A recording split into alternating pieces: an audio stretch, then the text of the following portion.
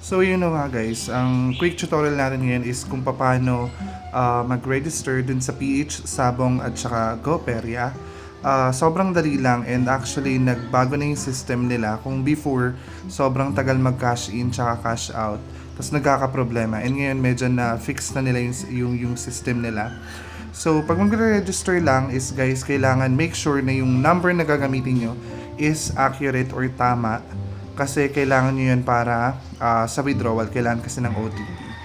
So yan, create lang kayo ng, enter nyo lang yung name, yung phone number, and create lang kayo ng kahit anong username, tsaka password.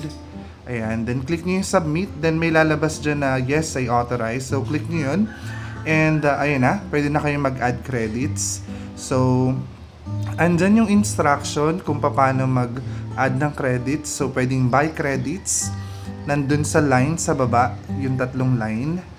So yan, ini-instruct dyan. Once na nakapasok kayo or meron na kayong account, i-instruct naman kayo kung paano mag cash in and then cash out. So hindi na kayo mahihirapan.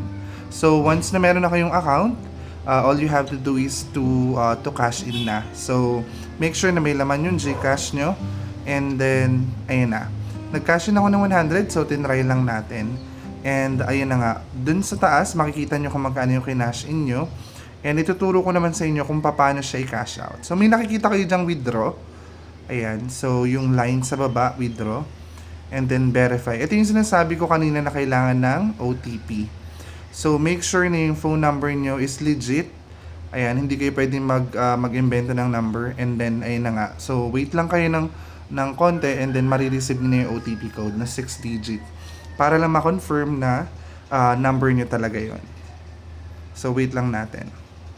Then enter nyo lang yung OTP. Madali lang naman siya. Ayan. And then, ayan. Pwede na kayong bumalik sa game nyo. Since nakapag-withdraw na kayo.